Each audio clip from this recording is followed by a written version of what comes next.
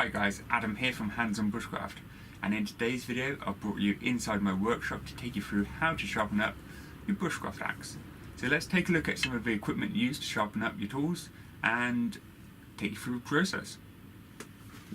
So talking about the equipment used to sharpen up your axe, we've got some water stones here. This is a combination stone, so one side's fine and the other side is more coarse.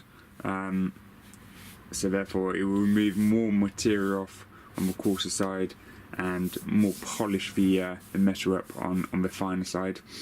These are water stones, both of these over here, and this one is a 1200 grit, and that's mainly what I'll be using just to sharpen up the edge on the axe. The axe isn't too blunt. If it was, I'd go down to a lower grade water stone, and if it was properly blunt, that's when I'd break out some files. So here I've just got a standard metal file. Again, one side's a bit more coarser and the other side's more for really taking off material. Never really use that side at all. It's more on this side, the finer side, that I actually use for my tools, if I even have to. This is a Granville Brux file. The file on this size tool is actually the same on both sides. Obviously the file is hardened, so therefore it can remove the metal off in really fine shavings, and the actual file itself comes in a little leather sleeve, which works quite well. Over this side we've got some wet and dry sanding pads, rods, dowels. These are more used for more of a specialist carving tools, which we use in bushcraft. And again, we've got some other abrasive pads here, which are lower grades than the black one over there, which again, start off with a lower grade and work your way up if you need to. Then we've got some strops down here with some polishing compound, and one which I did miss here was, if I'm out in the woods, I generally take two things with me. One of these, which is a DC4 ceramic sharpening stone. So it's diamond tipped on one side, so this is the coarser side. So if you're taking off material off your axe and you've got some chips in it, you can use this to actually take off the material and then flip it over and use the finer ceramic side to then properly put a nice finish to the axe. Also, you know, with this stone, I can take it out. I can use it on the axe. I can also use it on a knife. So it's nice and versatile. Slips into the leather sheath. Slips into the leather sheath, and then I can just slide it inside of my bag. The other thing which is made by Granville to sharpen their axes is the axe stone or axe puck. And if you have a look here, there's a coarse side and then a fine side, and basically you open it up, have a look on this side, and those markings relate to the markings on there, so therefore you know that this is the actual core side of a stone. It is a wet stone, so you've got to add some water to it to lubricate it up. Having a look at whetstones itself, these are all whetstones I've got on the bench right now, and they can be used with oil, but once you go to oil you can't go back. So with these sharpening stones, using them in water, perfect, it works perfectly well. If you didn't have fat and you went to oil, you couldn't then jump back to using them as water stones. Once they become oil stones, they are fixed as oil stones. So yeah, so that's the equipment here. We'll have a look at the axe itself. So we've got the Grand Saw Brooks, and this is the small fast axe. And having a look here, it's got a convex bevel on it. So if we have a look down, it's basically slightly curved that way and back the other way, so that when you're slicing through wood, it cleaves it apart easily, rather than having a flat grind, which is more for slicing through the material.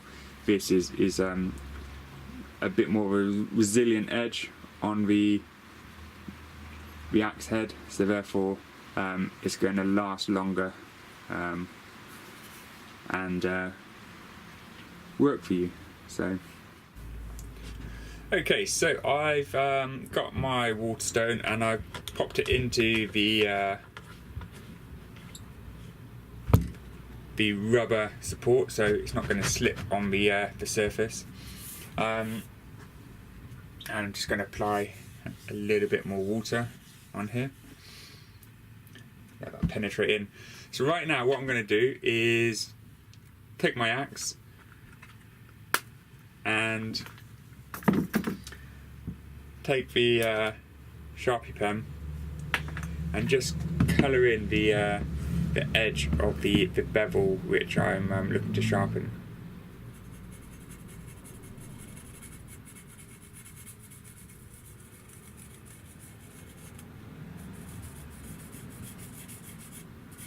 So when you're sharpening, you're looking to come from the cheek of the axe, so this section here, towards the bevel. You want to take off material in that direction, okay? There's no point just taking it off the fine edge here, because then you'll work your way back to a really fat edge.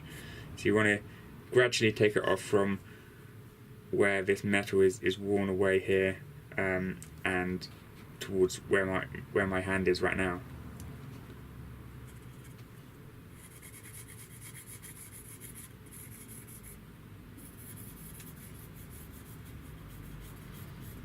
So the whole reason why we're colouring it in, so that we can see what we removed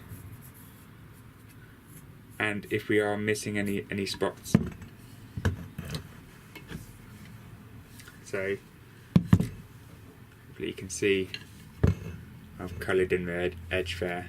I could come back a little bit further if I wanted,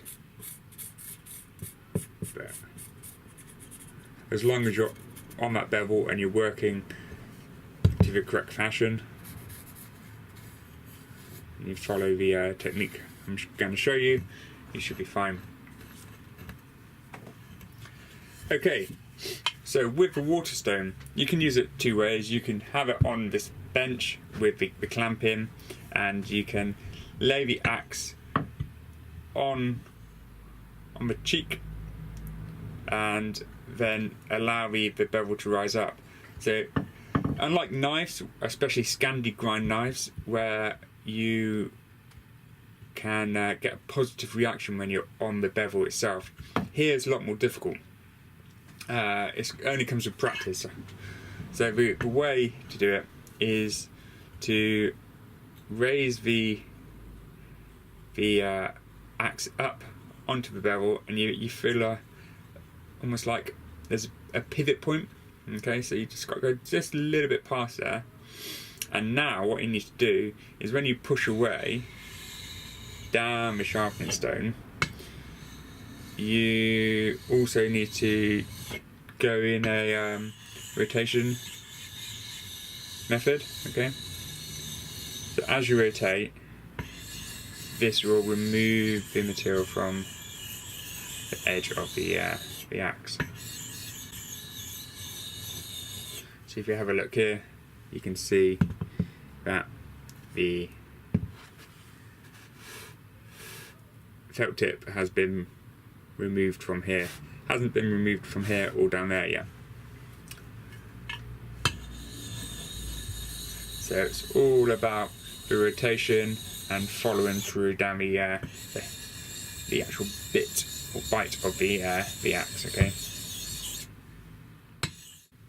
So to test how sharp the axe is, what you can do is put the axe on a solid surface, and you take your thumb and you just drag it from left to right across the blade, not down, across, and you'll feel how rough it is. The rougher the edges means you've got a nice sharp bevel. So now what I'll do is take out my strop. So just brought out my strop just to finish off the axe sharpening process, and what I've done is just create this paddle board just from a piece of scrap wood I've got in the workshop. I've just got a nice handle on it so you can hold it. You don't need that, you could just have a board itself. And this is a piece of leather with the inside, the suede side facing up, and it's just glued onto the board. I've got some polishing compound, so this is Smurf's poo, and what I need to do, I need to charge up the strop with this compound, so impregnate it into the strop itself, into the leather.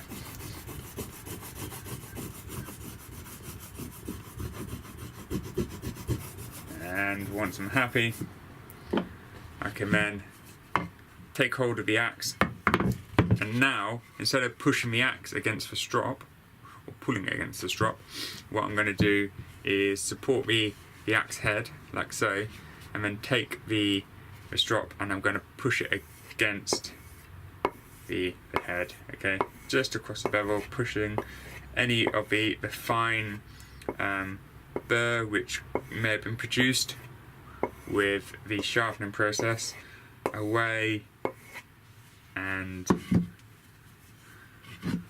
off of the axe head. So do the same on the other side.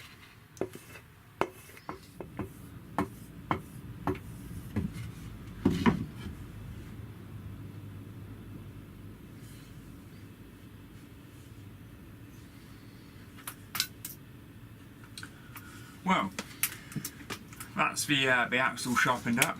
Thanks for watching, guys. Please don't forget to hit the subscribe button for us, and look forward to seeing you in the next video soon. We've got a lot of videos planned out for the coming season, so yeah, keep an eye out for that, and hopefully I'll see you in the next video soon. Bye for now.